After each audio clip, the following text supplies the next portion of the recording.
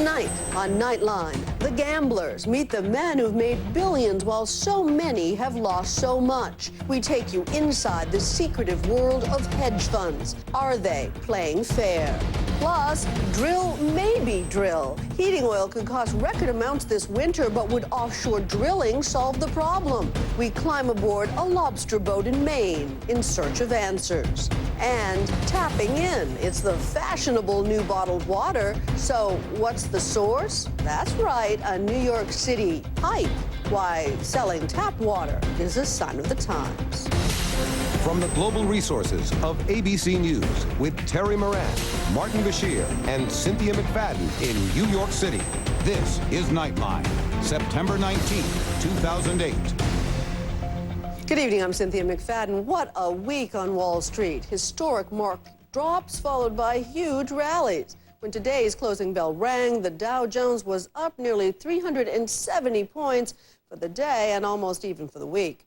The market rebounded on news of a $500 billion action plan the government hopes will stave off a full-blown financial crisis. But while most Americans worry about mortgage payments and dwindling retirement funds, there are a select few who are cashing in big time on the market turmoil. They work in hedge funds, and they sell stocks short. Now, what does that mean? Not much to the average person, but it could mean billions for a Midas of the meltdown. ABC News' Nick Watt reports.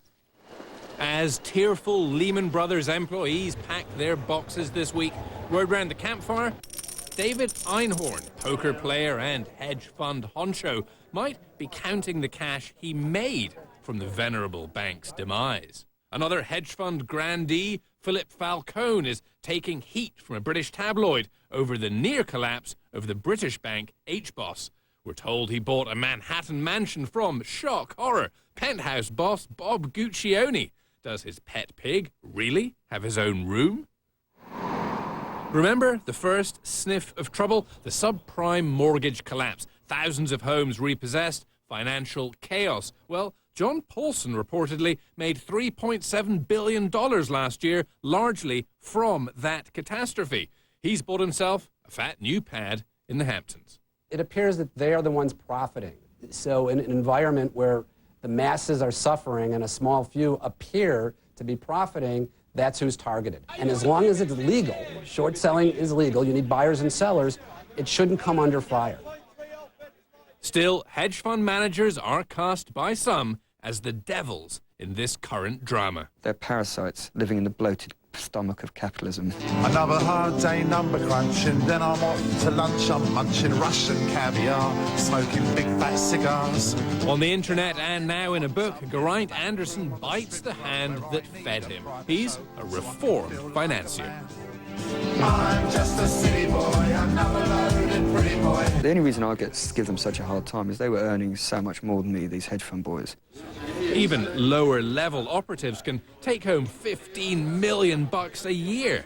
It is a form of business which is much more appropriate for aggressive, young, cocky, confident men. And that's what you have. And when you get a bunch of them in a bar together, it's just like a cockfight. The aim of the game, to make money whether the stock market is going up or down. A favorite and legal tool, short selling. This is basically how short selling works. Now, imagine that I'm a savvy hedge fund trader playing Monopoly with my friend Steve here. Now, I think that the waterworks might be in a little bit of trouble. So I borrow 1 million shares in the waterworks from Steve and I give him just a little something for his trouble. I then sell those shares on the open market for $10 a piece. Then I sit back, wait, and watch with glee as my prediction comes true and the waterworks share price falls through the floor. Then I pounce. I buy those shares back on the open market for just $2 each. I give the 1 million shares back to Steve, and I am left with a profit of $8 million. Apparently, Einhorn took a similar gamble on Lehman Brothers and Falcone on HBOS. Tonight, Falcone's spokesman told us he met all regulatory requirements. He did absolutely nothing wrong. The failure of HBOS, the spokesman told us, was based on its inability to manage itself properly. Rob Stein is a Chicago-based hedge fund manager. 25% of his business is short selling. I think somebody who does research and points out that the valuation of a company is below its existing stock price is smart. Is there something theoretically wrong? There's only something theoretically wrong if they're profiting by falsely driving down prices of stocks, by, spreading rumor and innuendo that there are problems. That is actually disruptive to financial markets to the extent where you're actually getting a person's greedy little attempt to make more money is actually going to have a negative impact on the economy as a whole.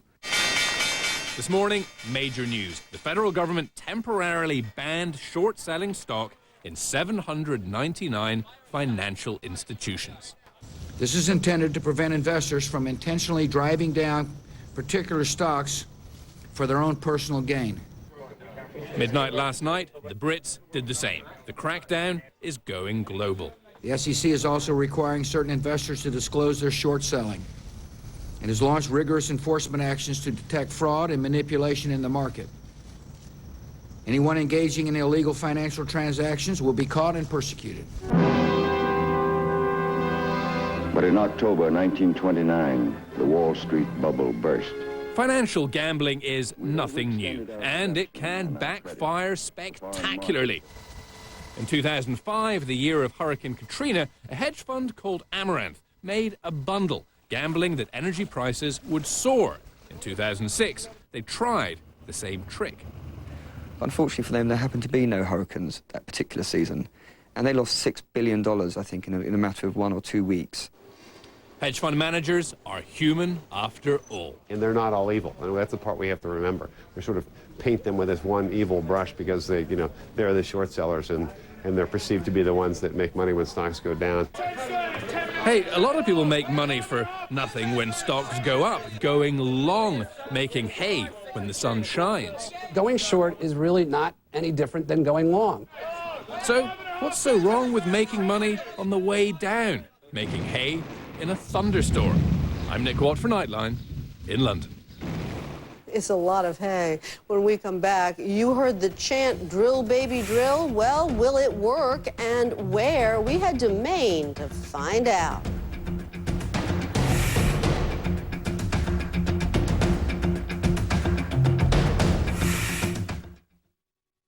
Bipolar disorder is challenging and can affect your job, family, and friends.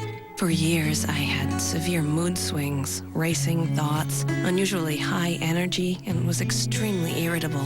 My doctor and I discussed my options. He prescribed Abilify. Abilify helps control symptoms of bipolar mania and reduce the risk of manic relapse. Request your free information kit. Call your doctor if you have high fever, stiff muscles, and confusion on Abilify, as these may be signs of a life-threatening reaction, or uncontrollable muscle movements, as these could become permanent. If you have diabetes or are at risk for it, your blood sugar should be monitored. High blood sugar has been reported with Abilify and medicines like it. In some cases, extreme high blood sugar can lead to coma or death. Elderly people with dementia taking Abilify have an increased risk of death or stroke. Call your doctor if you have unusual or worsening mood changes or thoughts of suicide. Other risks include dizziness upon standing, impaired judgment or motor skills, or trouble swallowing. Hundreds of thousands of patients have been prescribed Abilify. Ask your doctor if Abilify is right for you. Back to school. Here we go again. In addition to my job, I'm back to being a drill sergeant, a chauffeur, a personal shopper, a... Back to school stress can weaken your body's defenses. So drink Dan Active. Only Dan Active has L-casein immunitas cultures and is clinically proven to help strengthen your body's defenses. So I can do the job I like best, be a mom. Get ready for back to school now. Actor Danny DeVito on an all-new Jimmy, coming up on ABC. Bergeron, Plume, Mandel, Pro, Seacrest. They're Emmy hosts and nominees, and you've never seen an award show announce a winner like this. You ain't seen nothing yet. The Primetime Emmys, Sunday 8/7 Central on ABC. I was just 13 when he broke into our house, attacked and raped me. Later, he confessed to raping 8 others. But Oregon's time limit for prosecuting those rapes ran out.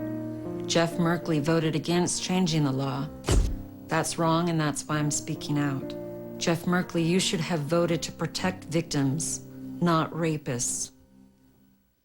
I'm Gordon Smith, and I approve this ad.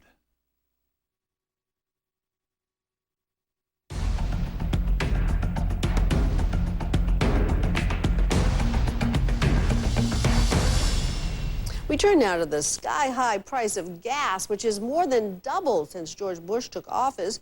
But what to do about it? Is more offshore drilling the answer? We headed north to a part of the country where incomes are low and the winters are cold. A place that just might have its own source of oil buried under its storied coastline, Maine. It's part of an ambitious project where ABC News will bring you stories from all 50 states before the election. You may have seen GMA broadcasting live this week on its own train. Well, we have the Nightliner, which I drove to my home state, the place where the sun first rises on America for Nightline's first contribution to 50 states in 50 days. And we will drill now to make this nation energy independent. We will drill new wells offshore, and we'll drill them now. It does include a limited amount of new offshore drilling. Seems like everybody these days is calling for expanded offshore drilling, Republicans and Democrats alike. Congress got the message, and this week the House passed a bill lifting the ban on offshore drilling in a wide range of places. So far, Maine is not one of them, even though scientists suspect there may well be lots of oil and gas buried beneath the Gulf of Maine. And even though the oil crisis is expected to hit particularly hard here this winter. Having grown up here, I can tell you just how brutal a Maine winter can be, especially when the price of home heating oil is going through the roof. Our state faces an emergency helping people keep warm this winter. Enter Maine's junior senator, Republican Susan Collins. I'm worried that we're going to see elderly people suffering from hypothermia, that we'll even see carbon monoxide poisoning as people bring unvented heaters inside in a desperate attempt to keep warm. So, Senator, when you were sitting at home watching the Republicans cheer, drill, baby, drill, what were you thinking? I thought that's not the whole answer, but the whole answer is more complicated than any quick slogan. Those who think that we can drill our way out of this crisis are wrong. But producing more American energy is important. The new superstar of the Republican Party, Sarah Palin, is very much in favor of drilling in Alaska, her home state. How do you feel about that? Well, first let me say that I think Sarah Palin's a great choice and has added so much excitement to the Republican ticket. I don't agree with her on all of the issues, and as you point out, AMWR is one of those issues. I just don't think the first place we should go drill is in a wildlife refuge.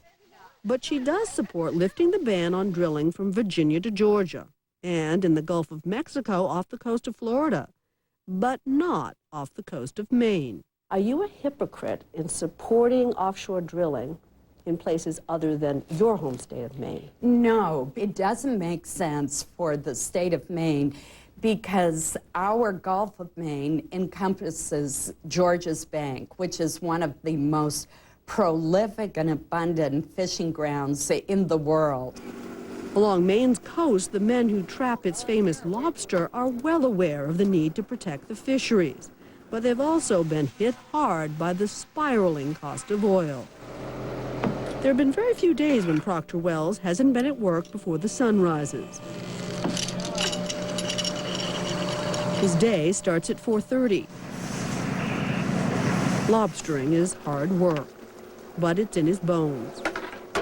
The boat was his grandfather's, named the Sarah C, after his grandmother. He is one of the first Americans who gets to see the sunrise every day. I've never done anything else. Did your dad do it too? Actually, my mother still does. When his 78-year-old mother is aboard, she bans the claws. Today, that will be my job. Hey, all right, let's do another one. You gonna hire me? There you go. Yeah. Okay. Making a living on the ocean is not easy, especially as the price of diesel has soared upwards over 35% in the past year. You have two boats. That's correct. So how much diesel do you buy a season for both boats put together? Oh, probably 12,000, between 12 and 14,000 gallons. So at $5 a gallon. Yeah, that's $50,000, $60,000. It's expensive. You know, and that's the reason why every time we see it ratcheted up a little bit more, that, I mean, like I say, I feel like we're being held hostage. Okay. So how many lobsters do you need to get when you go out in the morning to make the day worth it financially? Our expenses have substantially increased over the last couple of years with the price of bait and fuel and stuff. I mean, my expenses here today, we'll probably have $200 worth of bait and say, $100 worth of fuel. And then there's your assistant. And then to pay the help. But by the time you get done, you're going to have to catch your first 100 lobsters just to pay your expenses. 100 just to pay the expenses? Just to pay your expenses. They said this summer that the price of hamburger and the price of lobster meat were about the same. Yeah. True? Yeah, it is. Pretty sad. Actually, I think the price of hamburger is worth more than lobster for a while. Which might make you think Procter Wells would be all in favor of offshore drilling here in Maine. Anything to try and push down the price of gas, if only by a few cents. Well, if you thought that, you'd be wrong. If you want to drill, on George's Bank or here in the Gulf of Maine, to me that doesn't make any sense. You've got one of the few places on Earth that has got a huge potential to generate food, and to me it wouldn't make any sense to go ahead and do that. What does make sense, he says, is for America to more aggressively explore alternate energy resources. Oil is over. Burning fossil fuels, okay, that was good in the 70s, but we're beyond that now. We should be smarter than that. In fact, in Maine, they're studying ways to harness the power of the wind by placing huge windmills like these 30 miles off the coast. There's also talk of using Maine's tides, some of the highest in the world, to generate energy. Procter Wells says the sooner, the better. Would you like to figure out a different way to run this boat than besides... Absolutely. I don't see any reason why we couldn't have, hybrid boats. I think the smaller carbon footprint, the better. But in the meantime, there's still a brutal Maine winter bearing down on the people of this state. And people around here are really worried about the cost of heating oil this winter, I know. Yeah.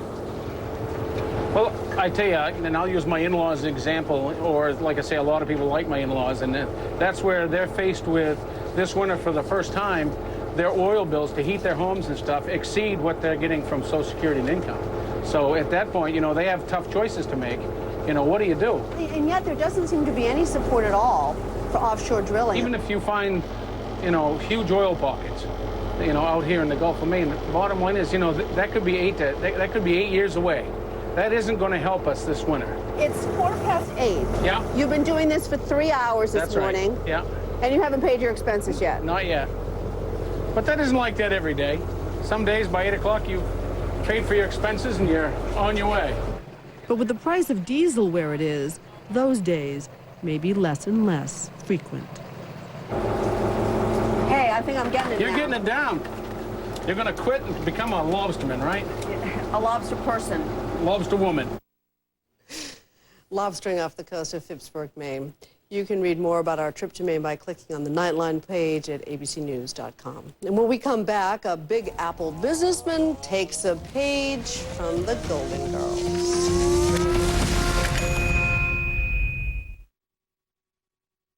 Touchstone Pictures presents Miracle at St. Anna.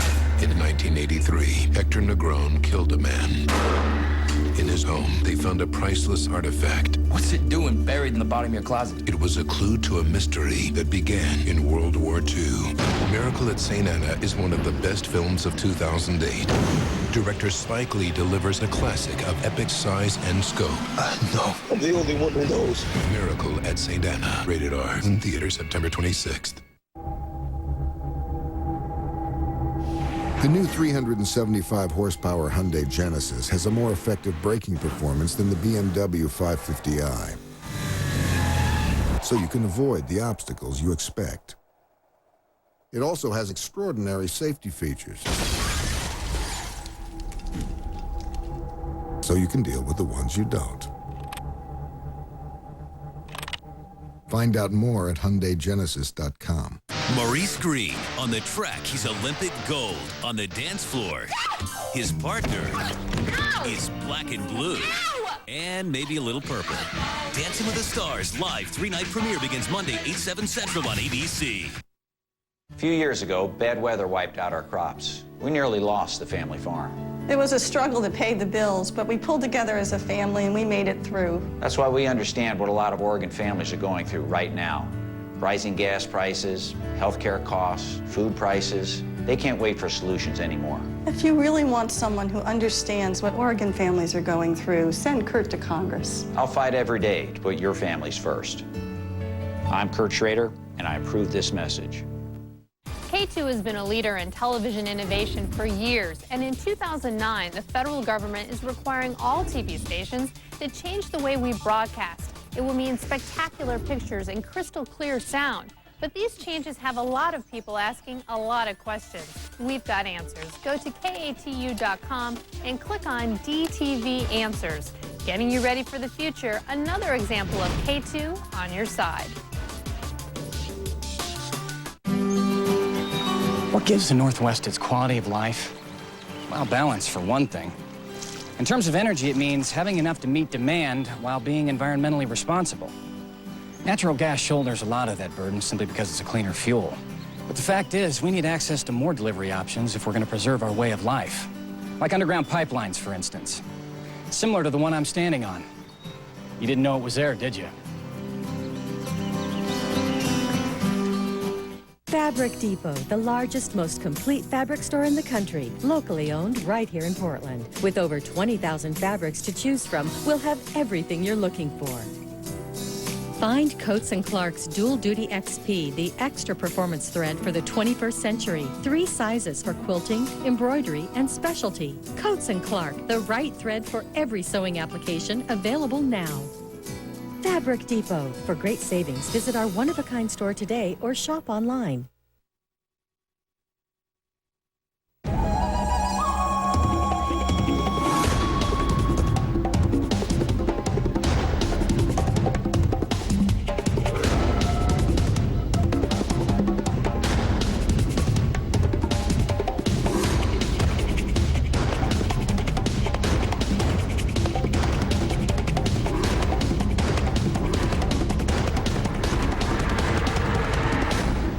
Nightline, Into the Wild Week, starting Monday. Nightline continues from New York City with Cynthia McFadden. In this age of bottled water, not all H2O is created equal. Purveyors travel to every corner of the planet to find the purest product in the most pristine places. So where did one New York City businessman find his secret source? A bit closer to home. And for Andrea Canning, that's a sign of the times. Ah, refreshing waterfalls, the crisp water of the Alps, icy glaciers. Bottled water is so exotic these days, but would you drink it if it was New York City tap water? Craig Zucker has come up with a plan to sell New York City water back to New Yorkers. It's called Tapped NY, and it sells for $1.50 a pop. Crazy idea to bottle New York City tap water? I don't think so. I'd buy it. Yeah, that's a pretty crazy idea. I wouldn't buy it on principle. It's a crazy concept, but I think that more people, the more they read about it, the more they learn about it, they totally love it. The selling point? Because Tapped NY isn't imported, it's more environmentally friendly. If there's less miles involved, we're leaving less of a carbon footprint for bottled water. We are the least amount of miles for any bottled water in the city for New Yorkers. He calls it bottled water without the accent, but don't turn your nose up so quickly. So we take New York City's award-winning tap water. We run it through a process called reverse osmosis, which essentially takes out the chlorine, it takes out some impurities. We bottle it and we distribute it locally in the city. He's not the first to try and cash in on regular old water. Golden Girl Estelle Getty found it right in the backyard. How would you describe the taste? Refreshing, clear, clean. Would you buy this water? Sure, why not? We're rich, we're rich. It comes from the hose out back. And using tap water is actually a system already in play with popular brands like Dasani and Aquafina. In fact, 40% of bottled water comes from tap water. Consumers, I believe, today are looking for honesty in their marketing, but also to know the source of their products. We're being honest about where the water is coming from. We put it to a blind taste test and asked 5 people to try regular water from the tap, Fiji water imported from Fiji, and Tapped NY. This one. I think that one. This one. I guess that one. I'm sticking with New York tap water. 3 out of 5 actually chose Tapped NY as their favorite. After covering my eyes, I, on the other hand, chose Fiji. To be totally honest, this one felt the most refreshing to me. Why not just bottle your own tap water then? Yeah. I mean, we would love if New Yorkers carried around refillable bottles, but there's still kind of two issues there. There's the convenience of always having a bottle with you, and there's not always access to a tap. We like to say it's New York City tap water, only a little better. I'm Andrea Canning for Nightline in New York. Oh boy, Andrea Canning putting bottled water to the test. When we come back, a look ahead as Nightline prepares to take you into the wild. ABC News Nightline, brought to you by Netflix.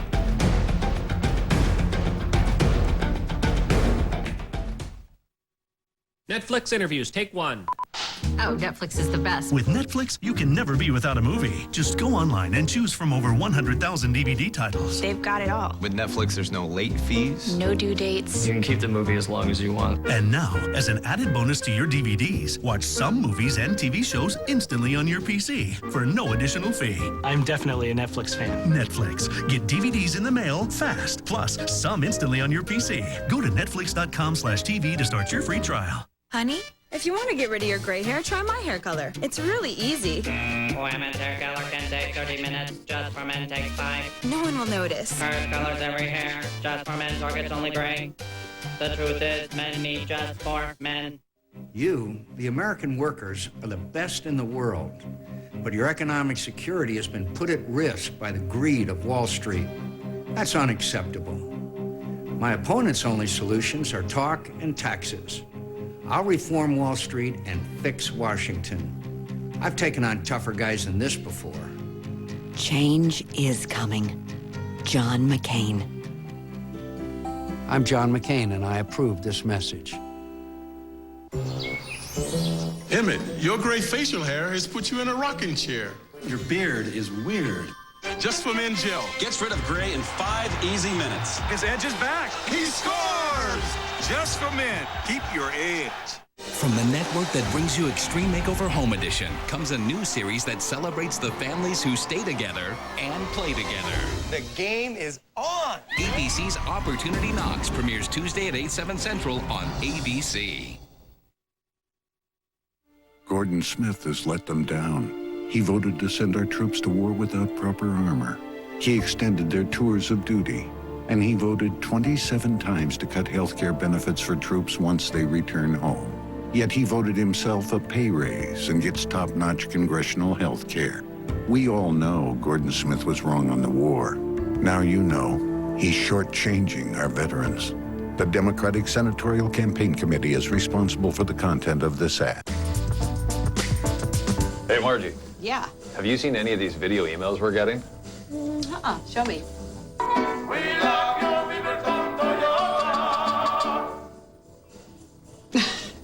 That's hilarious. Play another one. That guy looks familiar. Is that my doctor? Beaverton Toyota. We have a Toyota for everyone. The Furniture Row Outlet 48-hour sale. When it's over, it's over. Now's the time to drop everything because every piece of furniture has been marked down. Every sofa and living room group, every dining table and chair, every bedroom. It's all on sale for 48 hours only. Plus, we're offering no payments and no interest for 1 year. We're holding nothing back. All of our most popular styles are on sale now. Furniture Row's 48-hour sale ends Tuesday night at 9. I'm Gordon Smith, and I approve this ad. Richard Gilmore, serial rapist of young girls, convicted for only one because the statute of limitations had expired. Now he may go free, back into society. Jeff Merkley opposed extending the statute of limitations for prosecuting rape of minors. Merkley opposes mandatory life sentences for serial rapists like Richard Gilmore. Jeff Merkley, failing to protect our most vulnerable. K2's High School Blitz, Fridays after K2 News at 11.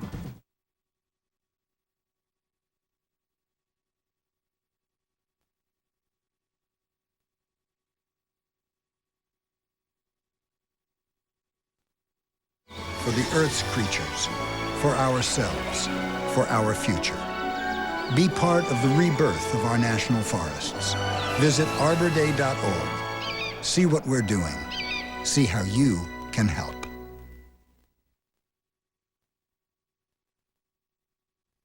every single day, you have to earn the trust of the people that you're talking to. Are you fair? And are you credible? Are you getting it right? It is the trust that we have with the audience that is the one thing that we most value.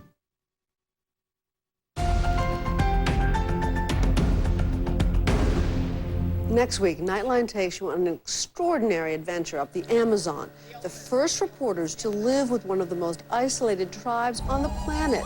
Our first installment of Nightline's Week in the Wild. Of course, don't forget to tune in tomorrow morning as ABC's 50 States in 50 Days continues with GMA Weekend in Chapel Hill, North Carolina. But that is our report for tonight. I'm Cynthia McFadden for Terry Moran, Martin Bashir, and all of us at ABC News. Good night.